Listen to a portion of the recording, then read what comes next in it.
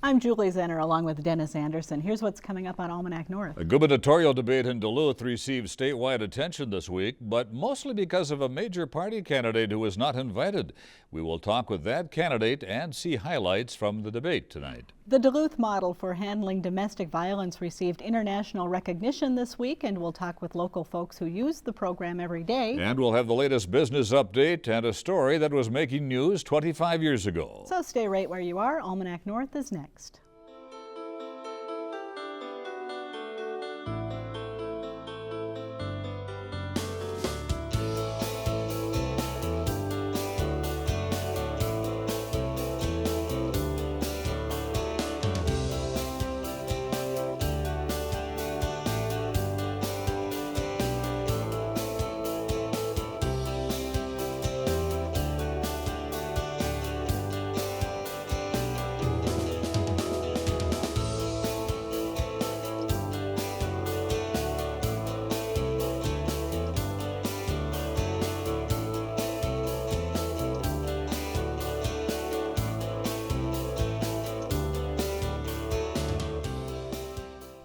Hello and welcome to Almanac North. Thanks for watching. Denny, I'm happy to be back after a week away, but it was nice to have Pam Fish fill in for me while I was gone. And welcome back, and a busy night tonight as you come back. So yeah, we've got lots to talk about, so let's get started. All right, Julie, thank you very much. A debate between Democratic Governor Mark Dayton and GOP challenger Jeff Johnson was held Tuesday morning in Duluth. The debate, sponsored by the Duluth News-Tribune and the Duluth Chamber of Commerce, did not include Independence Party candidate Hannah Nicollet. We will meet Ms. Nicollet shortly, but first, here are some excerpts from Tuesday's debate. All of the focus, all of the energy and transportation funding, especially the last 2 years, has been on everything but roads and bridges. It's been on light rail, it's been on commuter rail, it's been on high-speed rail, it's been on streetcars and trolleys and bike paths and sidewalks and complete streets, which is, I've learned, everything but the street. And our focus needs to be on the form of transportation upon which everyone relies, which is roads and bridges. It simply hasn't been. Especially since we've had all DFL control of the legislature, there's been very little focus on that. That's where my focus is going to be. Now the question becomes, how do you pay for it? There doesn't seem to be an interest in doing it at all right now. I will, but how do you pay for it? Number one is priorities. And I know that, Governor Dayton will say, well, that's just silly. We can't reprioritize. Of course we can. It's what everybody has to do. It's what families have to do. It's what businesses have to do. So let's prioritize first what's most important, which is roads and bridges. On top of that, I am actually someone who would support greater bonding, greater borrowing for our roads. And that might replace some other projects that we think are pretty cool, but there is very little that's more important in this state than roads and bridges. I'm not going to raise the gas tax, but I'm going to face the reality, and I'm not going to, it's not silly to reorder priorities, but it is silly, and it's really disingenuous to tell people that reordering priorities is going to begin to cover this $6 billion gap that we're told by transportation experts exists between expected state and federal revenues and just maintaining the status quo. I think there are many people in Minnesota who haven't experienced a decline in the quality of our highways and roads and bridges the last couple of decades, who haven't seen more congestion, more traffic delays. That's going to get worse. That's going to get worse unless we invest more. And if we don't invest more, then it's going to continue to get worse. Reordering priorities, what does that mean? You talk about eliminating the Southwest Light Rail line. That would save the state $121 million one time. That's not $6 billion. Talk about administrative efficiencies. Let's say you could find $100 million every year for 10 years. That's $1 billion. Now you're $5 billion short of what you need to spend. So let's get real here, Commissioner. If you want to invest in infrastructure and make things better, it's going to cost money. It's going to have to come from somewhere. It's not going to come from the federal government. It's not going to come from the sky. It's not going to come from these administrative fictions that you described.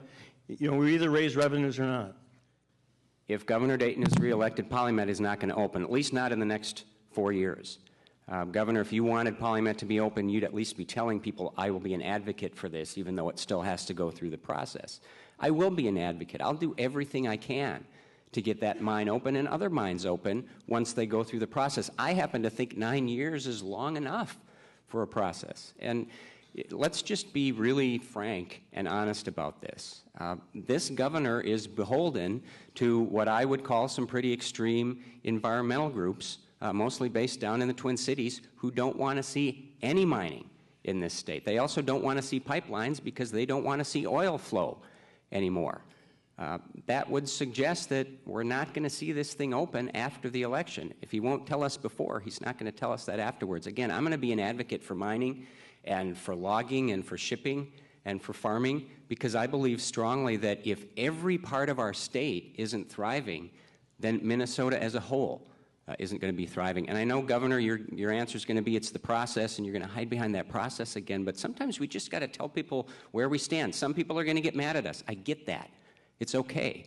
I agree, 9 years has been too long, but that's not a reason or justification for short-circuiting the final months of the process, which is what they're going through now, the DNR, 2 federal agencies, and to say that you're going to jump, before any of that has been completed and published, you're going to just go in, full force and behind this project, I think is irresponsible, and it's unfair to the future of the state of Minnesota, and you're just doing it for political advantage. You and others who have been saying for months now that you're going to support this project before the final environmental review process is complete are absolutely pandering to northeastern Minnesota. I've seen it time after time. I've been working on behalf of northeastern Minnesota for 37 years. And I've seen the hucksters go up there and promise chopstick factories and endotronics and all these other things that have never materialized because they're dangling out the prospect of jobs. Well, we're going to do this one responsibly. We're going to protect the environment. We're going to protect jobs. We have 1,000 more people in Minnesota right now working up on mining on the Iron Range, mining jobs than when I took office.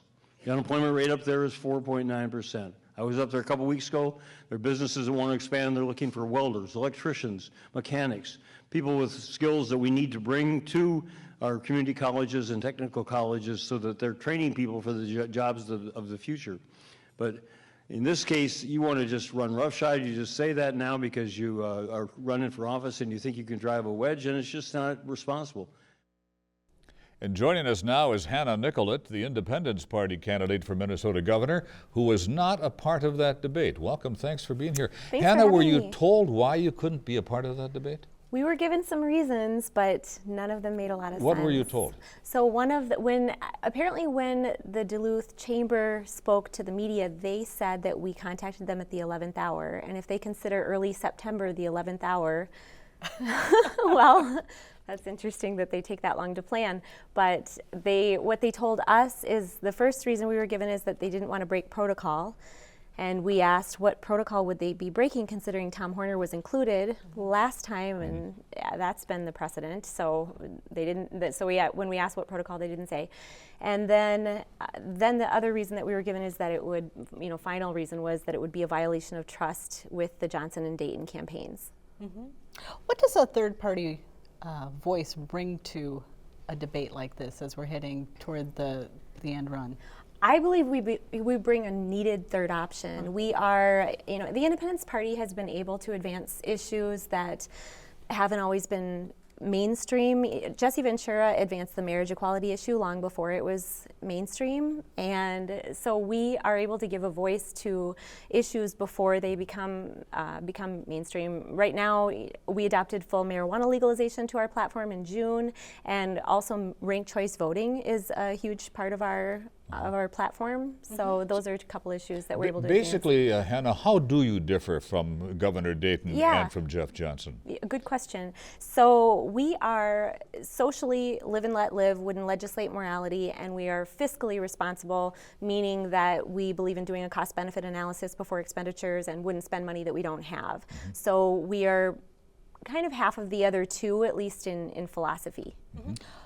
Let's just start getting into some of the issues. The economy is always a big one. Yes. What concerns you most about Minnesota's economy, and as governor, what would you do to fix it? Right. My biggest concern right now is the fact that we aren't creating enough private sector jobs. Minnesota has only had a 0.8% growth rate over the past year, so that's nothing to brag about. We are now ranked 41st in the nation for private sector job creation and last in the Midwest.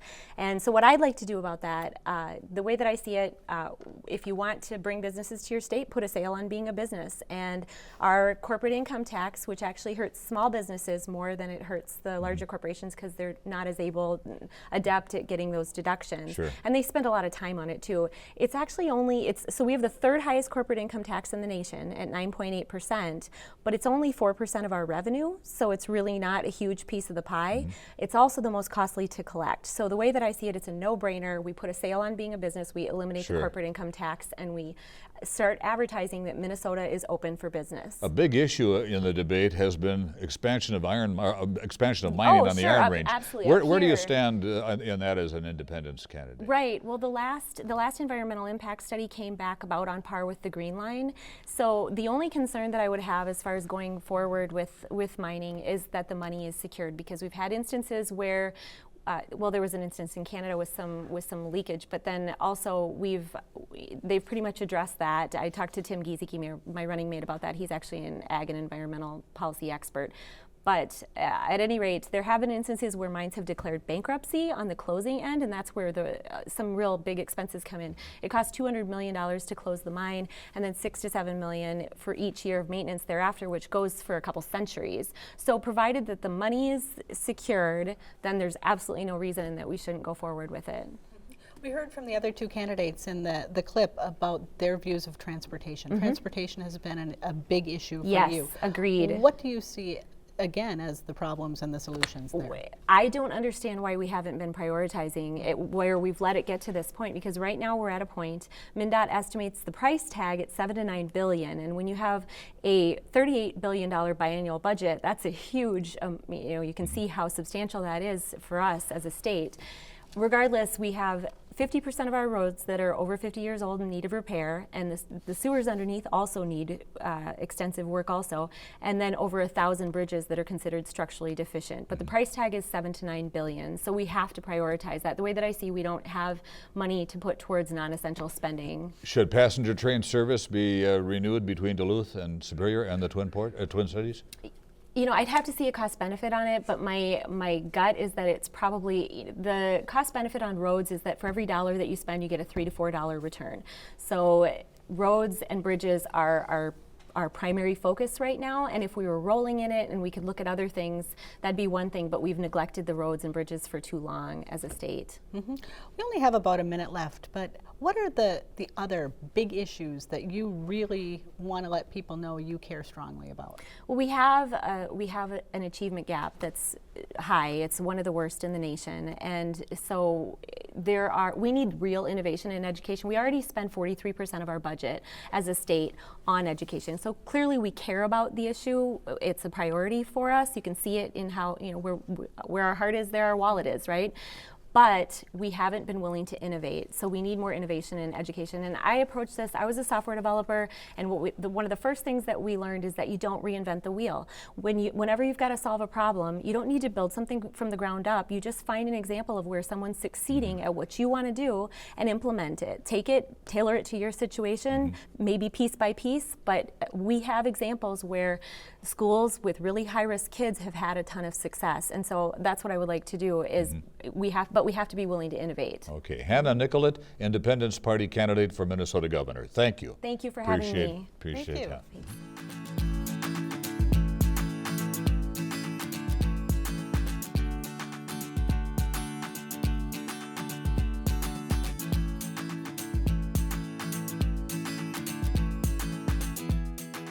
Now, let's dig into our news file archive for a look at what was making news 25 years ago this week.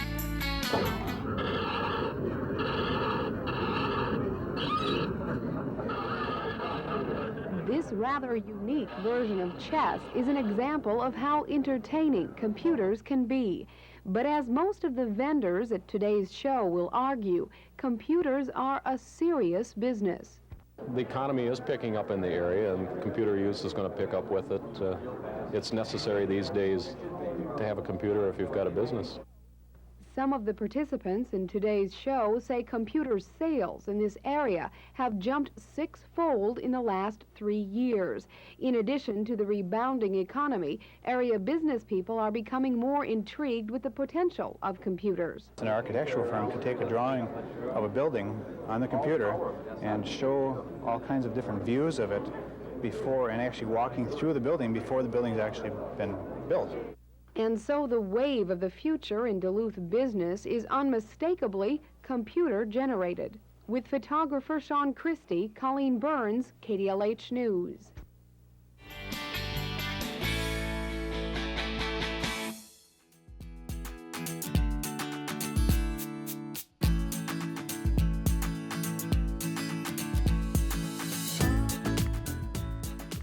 More than 30 years ago, a policy for addressing domestic violence got its start right here in Duluth. Since then, the Duluth Model has been widely adopted in the U.S., garnering plenty of praise.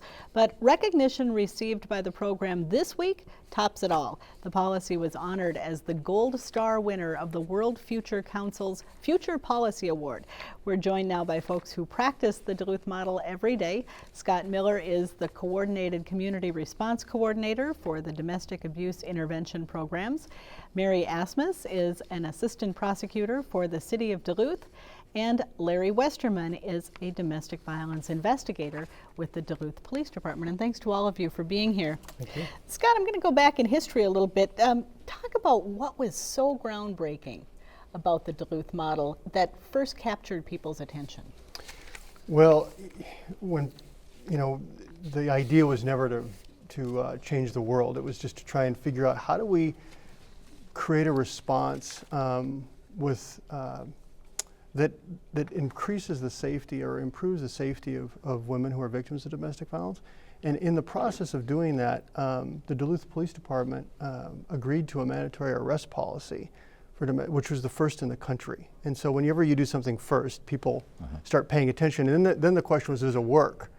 And it did. And so people started adopting that particular policy, but they wanted to know, how do you organize that all those criminal justice agencies together to work together? And that is really what became the Duluth Model. So if a woman said, well, I really don't want him arrested, too bad. The arrest was made. Because the idea is that prior to mandatory arrest, a woman would have to, in a sense, make a citizen's arrest for a partner. But this is the person who has got power over her, who beats her, and she doesn't have that, she's not positioned to do that. So yeah, the idea is that the state really is responsible for the protection of its citizens, and that mandatory arrest policy is an extension of that. Mary, why does the Duluth Model work so well? It works well because it's very detailed, for one thing. It coordinates the various agencies of the criminal justice system with community groups, and all of us focused on protecting victims of domestic violence.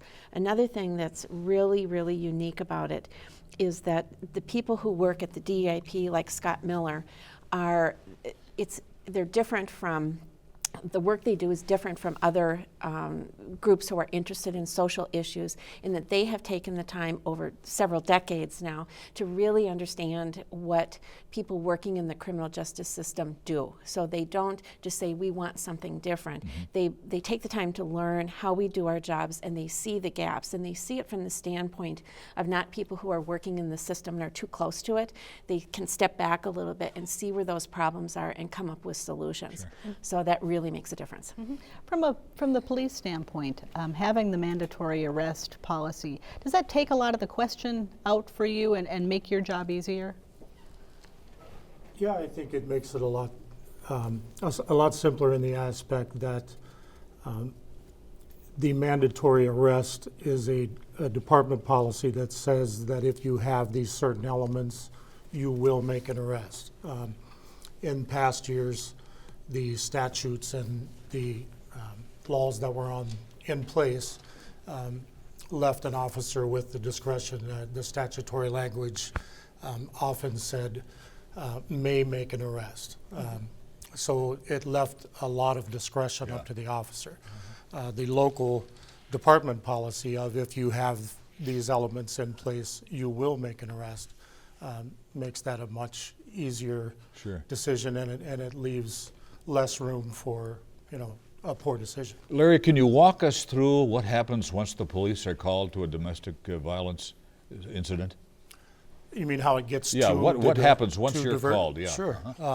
Well, what would happen is either a victim or, someone would call 911 and report the incident. Then the dispatch center would dispatch a patrol squad who would respond, and, numerous squads. We prefer not to respond to domestics with one officer. It's usually at least two. They would get there, they would assess the situation, they would interview, obviously, the victim, any witnesses that were in the area. They'd always try to speak with the person who made the report, if that is different from the victim. The officers then, once they have completed their on-scene investigation, based on whether or not they felt that they have established probable cause, they may or not make an arrest. Sure. Or may not, I should say. Whether they do or not, there is a requirement that they will do a police report, which then attaches a case report number to that incident. And then the officer would use our in-house computer system to send a referral to the DIVERT team, or the domestic violence response team. Another thing that the officers do in that situation is they would then make the first attempt to contact the community partners by notifying Safe Haven of the incident, and they give them, certain details about the incident. And from that point on, in the morning, the investigators would then review all referrals that came in the night before. If it's a domestic referral, it will come to either myself or Investigator Jill Kettleson, and we would review it, determine what level of offense it was going to be. It would then be assigned to an investigator. Sure. And from that point on, we have a wide array of options to, which partners we need to involve in this particular case, based on those circumstances. Okay. Scott, now in addition to making sure that the victim stays safe, there's also an element of this that tries to get the abuser some treatment and rehabilitation. Talk about that, because that's a little controversial at times. Yeah, I mean, the idea is not that we just create a system that can respond, well to these cases, but give the opportunity, give the offender the opportunity to change.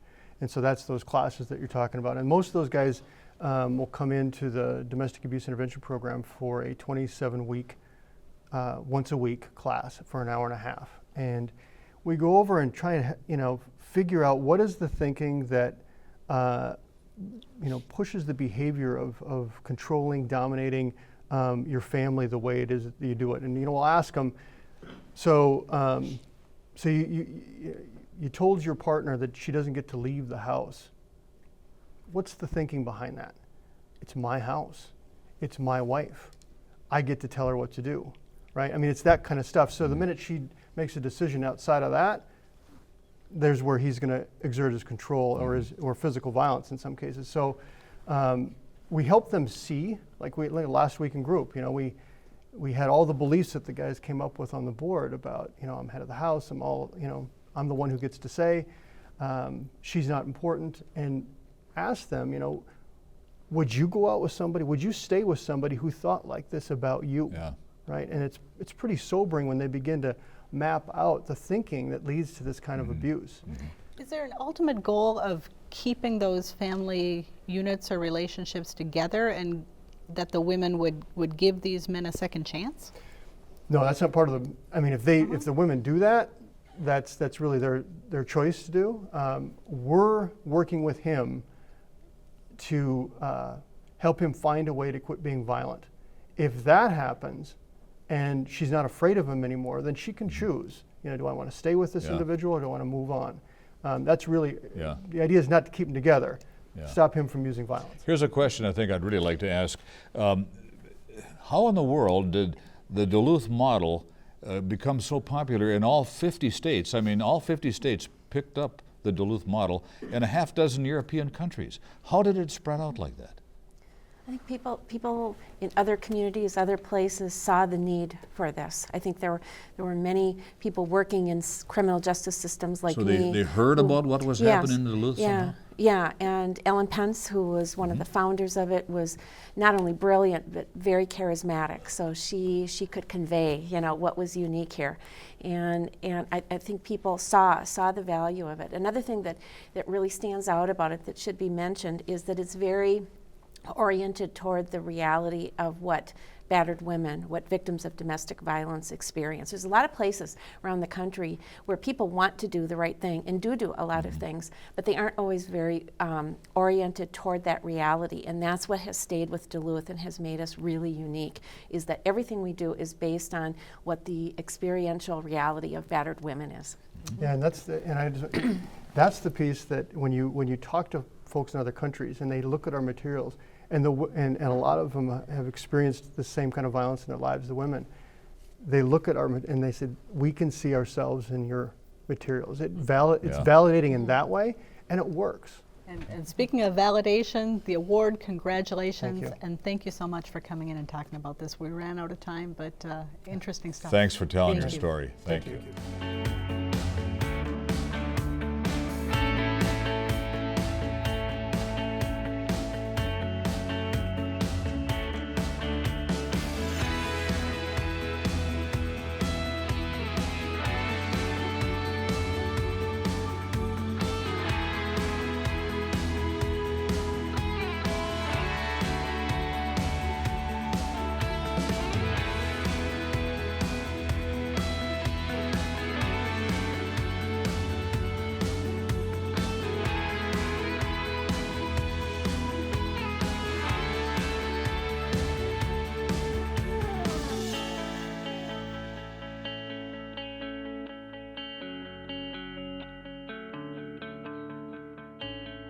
And now here's a look at the week's top business stories from our friends at Business North. Business executives again raised concerns this week about deteriorating rail service and its regional impact.